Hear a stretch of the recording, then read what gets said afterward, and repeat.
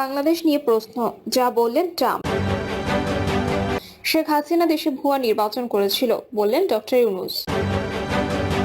নির্বাচন নিয়ে প্রশ্নের জবাবে যা বললেন কাদের সিদ্দিকী। জাতিসংঘের রিপোর্ট, হাসিনা খুনি, এটা প্রমাণিত, দ্রুত বিচার জরুরি, বললেন আসমা রব। ইলন মাস্কের সঙ্গে যে কথা হলো প্রধান উপদেষ্টা, জানালেন প্রেস সচিব। এবং সর্বশেষ জানাবো 13 মাস পর উৎপাদনে ফিরল যমুনার সার কারখানা। শুনছিলেন সংবাদ শিরোনাম, এবারে বিস্তারিত। বাংলাদেশ নিয়ে প্রশ্ন, যা বললেন ট্রাম্প। বাংলাদেশের সমস্যা সমাধান করার ভার ভারতীয় প্রধানমন্ত্রী মোদির উপর ছেড়ে দেব বলে মন্তব্য করেছেন মার্কিন প্রেসিডেন্ট ডোনাল্ড ট্রাম্প। দ্বিতীয়বার ক্ষমতায় আসার পর তার সঙ্গে বৈঠক করেছেন ভারতের প্রধানমন্ত্রী নরেন্দ্র মোদী। স্থানীয় সময় বৃহস্পতিবার হোয়াইট হাউসে ট্রাম্পের সঙ্গে বৈঠকে বসেন মোদী। বাণিজ্য থেকে অভিবাসন, একাধিক ইস্যুতে আলোচনা হয় ওই বৈঠকে। দ্বিপাক্ষিক সেই বৈঠকের পরই যৌথ সংবাদ সম্মেলনে অংশ নেন তারা। সংবাদ সম্মেলনে এক সাংবাদিক জানতে চান, আমরা জানি বাংলাদেশ ক্ষমতার পালাবদলে বাইডেন প্রশাসনের সময় মার্কিন ডিপার্টমেন্ট স্টেট জড়িত ছিল। সম্প্রতি ডক্টর মোহাম্মদ ইউনূসের সঙ্গে জুনিয়র সোরসের বৈঠকেও তা প্রমাণিত। তো বাংলাদেশ নিয়ে আপনি কি বলবেন? ডোনাল্ড ট্রাম্প জবাব দেন, না, আমাদের ডিপ স্টেটের এখানে কোনো ভূমিকা ছিল না। বাংলাদেশের সমস্যার সমাধান করার ভার আমি প্রধানমন্ত্রী মোদীর উপর ছেড়ে দেব।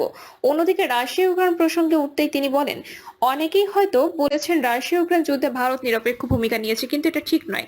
ভারত এখানে শান্তির পক্ষ নিয়েছিল। একই সঙ্গে ডোনাল্ড ট্রাম্প জানিয়েছে ভারত ও আমেরিকার মধ্যে আকর্ষণীয় বাণিজ্য চুক্তি হতে চলছে। শেখ হাসিনা দেশে ভুয়া নির্বাচন করেছিল, বললেন ডক্টর ইউনূস। গত 15 থেকে 16 বছর বাংলাদেশ কোনো নির্বাচন হয়নি উল্লেখ করে অন্তর্বর্তী সরকারের প্রধান উপদেষ্টা অধ্যাপক ডক্টর মোহাম্মদ ইউনূস বলেছেন, শেখ হাসিনা দেশে ভুয়া নির্বাচন করেছিল। ডক্টর ইউনূস বলেন, জাতিসংঘের মানবাধিকার বিষয়ক হাইকমিশন বাংলাদেশে জুলাই আগস্টে ছাত্র জনতার উপর চালানো দমন পীড়ন ও হত্যাকাণ্ডের পুঙ্খানুপুঙ্খ তদন্ত করে প্রতিবেদন প্রকাশ করায় আমরা খুব খুশি।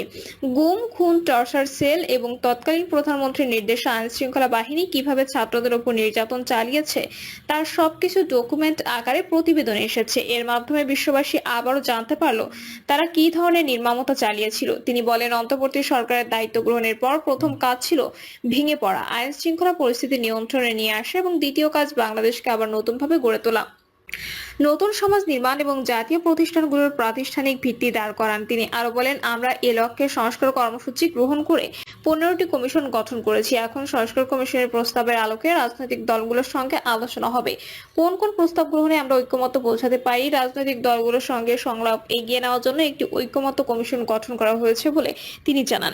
উপস্থাপক রেকি আন্ডারসনের এক প্রশ্নের উত্তরে অধ্যাপক ইউনূস জানান, নির্বাচিত সরকারের হাতে দায়িত্ব হস্তান্তরের পর আবার নিজের কাজে ফিরে যাবেন তিনি। প্রধান উপদেষ্টা বলেন, পুরনো বাংলাদেশ সম্পূর্ণভাবে দুর্নীতিগ্রস্ত হয়ে পড়েছিল, তাই আমরা নতুন বাংলাদেশ নির্মাণ করতে চাই। সেক্ষেত্রে আন্তর্জাতিক সম্প্রদায়ের সব পর্যায় থেকে আমরা অনেক বড় সহায়তা পাচ্ছি। নির্বাচন নিয়ে প্রশ্নের জবাবে যা বললেন কাদের সিদ্দিকী। নির্বাচন নিয়ে কৃষক শ্রমিক জনতা লীগের সভাপতি আব্দুল কাদের সিদ্দিকী বলেন, সাধারণ মানুষ যা চায় তা পাওয়া উচিত। সাধারণ মানুষ স্বস্তি চায়, শান্তি চায়, ভালোবাসা চায় এবং ভালোভাবে থাকতে চায়। সেখানে সবাই কষ্টে আছে। তিনি বলেন, দেশে একটা হতাশা কাজ করছে। আসলে মানুষের প্রত্যাশা অনুযায়ী দেশ চলছে না। এর আগে কাদের সিদ্দিকী নিজ দলের নেতাকর্মীদের নিয়ে বাসাইল ইউএনওর কার্যালয়ে প্রবেশ করেন। সেখানে ইউএনওর সঙ্গে বিভিন্ন বিষয় নিয়ে কথা বলেন। কাদের সিদ্দিকী বলেন, সামনে মাহে রমজান, এটি সারা বিশ্বের মুসলমানদের জন্য সবচেয়ে পবিত্র মাস। বাংলাদেশে মাহে রমজানের সাংঘাতিক সংখ্যা নিয়ে মানুষ আছে। বাজারে কি অবস্থা হবে, দ্রব্যমূল্য কি হবে, মানুষের উপার্জনের সঙ্গে ব্যয়ের কোনো সম্পর্ক নেই। ভীষণ কষ্টে আছে মানুষ। আবার এটা সাধারণ মানুষ কখনো প্রত্যাশা করে না। জাতিসংঘের রিপোর্ট, হাসিনা খুনি, এটা প্রমাণিত, দ্রুত বিচার জরুরি, বললেন আসমা রব।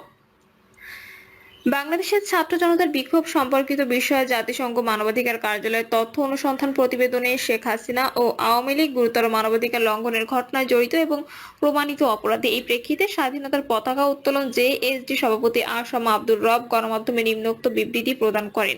বিশ্ব মানবতার সম্মুখে গুরুতর মানবাধিকার লঙ্ঘনের ঘটনায় জড়িত ও প্রমাণিত হওয়ার পর শেখ হাসিনার রাজনীতি সমাপ্ত হয়ে গেছে। অবৈধ ক্ষমতা দখলে রাখার স্বার্থে ঘাতকদের দুষ্কর্মের নির্দেশদাতা হয়ে দেশ ও জনগণের রাজনীতি নিয়ে শেখ হাসিনা 2 শব্দটি উচ্চারণ করারও আরও ন্যায়সঙ্গত হবে না।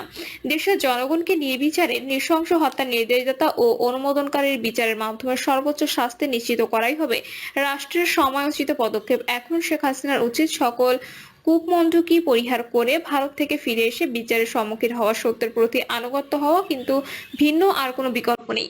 ছাত্র জনতার গণ অভ্যুত্থানের মাধ্যমে সমগ্র জাতির গতিমুখ পরিবর্তন হওয়ার প্রেক্ষিতে 24-এর গণহত্যার অপরাধী হিসেবে বাংলাদেশ আওয়ামী লীগের রাজনীতিও অগ্রহণযোগ্য হয়ে পড়েছে, কারণ আওয়ামী লীগের উল্লেখযোগ্য সংখ্যক নেতা, এমপি ও মন্ত্রী গণহত্যায় অংশগ্রহণ করেছে। বিশাল একটি অংশ সাহায্যকারী ভূমিকা নিয়েছে এবং অনেকে ইচ্ছাকৃত সমর্থন জুগিয়েছে। ইতিহাসে ভয়াবহ ও কলঙ্কিত গণহত্যায় জড়িত আওয়ামী লীগ নেতৃবৃন্দের রাজনীতি করায় নৈতিক ও আইনগত অধিকার শেষ হয়ে গিয়েছে। ইলন মাস্কের সঙ্গে যে কথা হলো প্রধান উপদেষ্টার, জানালেন প্রেস সচিব। বাংলাদেশে স্টারলিংকের কৃত্রিম উপগ্রহের মাধ্যমে ইন্টারনেট সেবা চালুর জন্য এবং বিশ্বের দীর্ঘ প্রযুক্তি উদ্যোক্তা যুক্তরাষ্ট্রের প্রেসিডেন্ট ডোনাল্ড ট্রাম্পের ঘনিষ্ঠ মিত্র ধনকুবের ইলন মাস্কের সঙ্গে ভবিষ্যতে সহযোগিতা বজায় রাখতে বিস্তৃত ভিডিও আলোচনা করেছে অন্তর্বর্তী সরকারের প্রধান উপদেষ্টা অধ্যাপক মোহাম্মদ ইউনূস।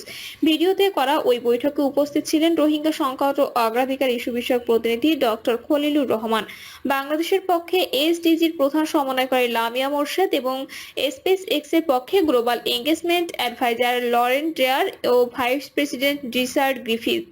তাদের কথোপকথনের সময় স্টারলিংকের স্যাটেলাইট যোগাযোগের নতুন ধরন ও এর প্রভাবের উপর জোর দেন অধ্যাপক মোহাম্মদ ইউনূস ও ইলন মাস্ক। বিশেষ করে বাংলাদেশের উদ্যোগী যুবক, নারী ও প্রত্যন্ত সম্প্রদায়ের মানুষ জন্য কিভাবে এই পরিষেবা ব্যবহার করা যায় তা নিয়ে কথা হয়। কিভাবে উচ্চগতির ও কম খরচে ইন্টারনেট সংযোগ বাংলাদেশের ডিজিটাল বিভাজন ঘটাতে পারে তা নিয়ে দুজনে আলাপ করেন।